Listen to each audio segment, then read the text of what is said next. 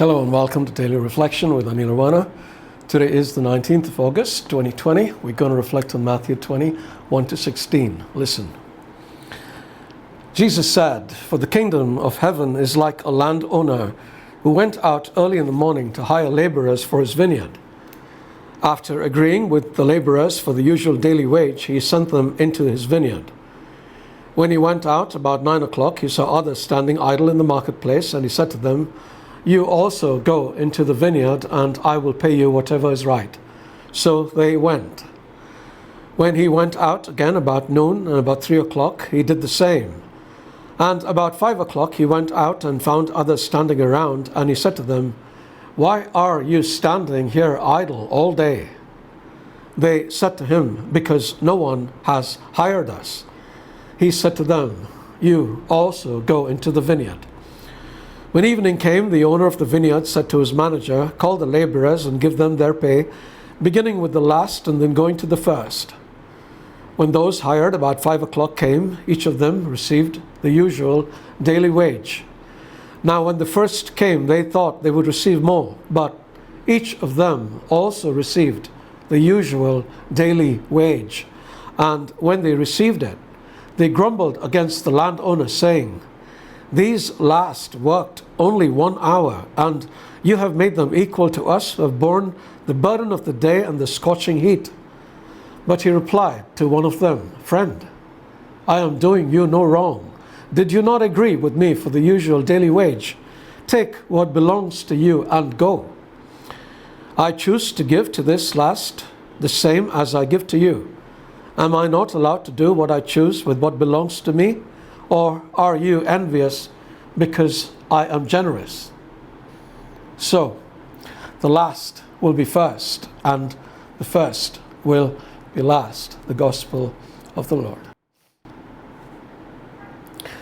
The most famous parable that Jesus told is the one about the prodigal son. I'm sure you know it. It's the one where the younger of 2 sons takes off with his inheritance and blows it all up on wild living. Then when he finds himself in a terrible state, he decides to return home. However, instead of getting a thrashing, as one might expect, the father throws him a feast. The eldest son is so furious he refuses to go inside the house. Now tell me something. Do you think the father was fair? If you had a younger brother who did something like this, what would you have felt if your dad threw him a party when he returned home? Be honest. This is another story that also seems very unfair. A man hires several laborers at several times during the day.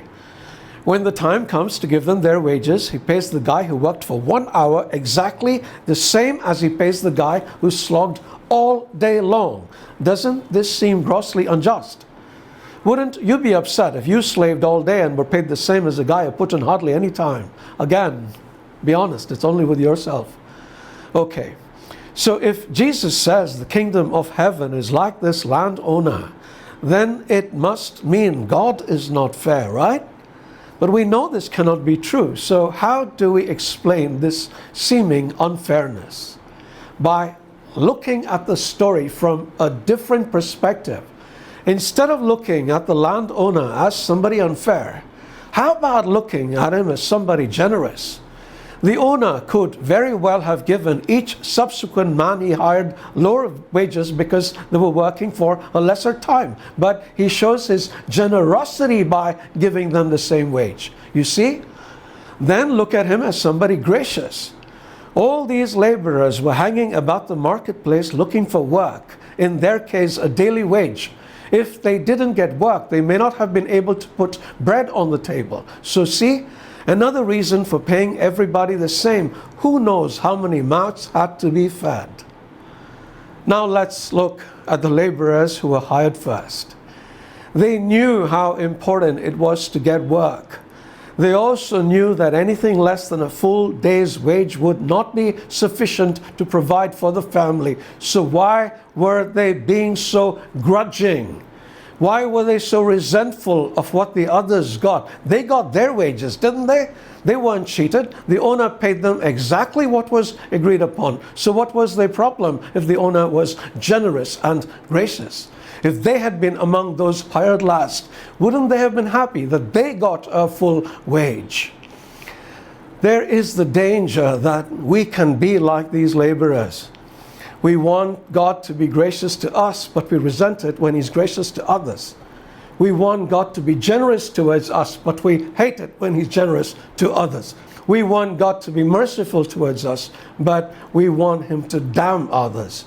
Yes, I hope that we will reflect deeply upon this, and then I hope we will decide to be generous and gracious like our Heavenly Father, and not grudging like the laborers in this story. And I know He will then be even more generous and gracious to us. God bless you.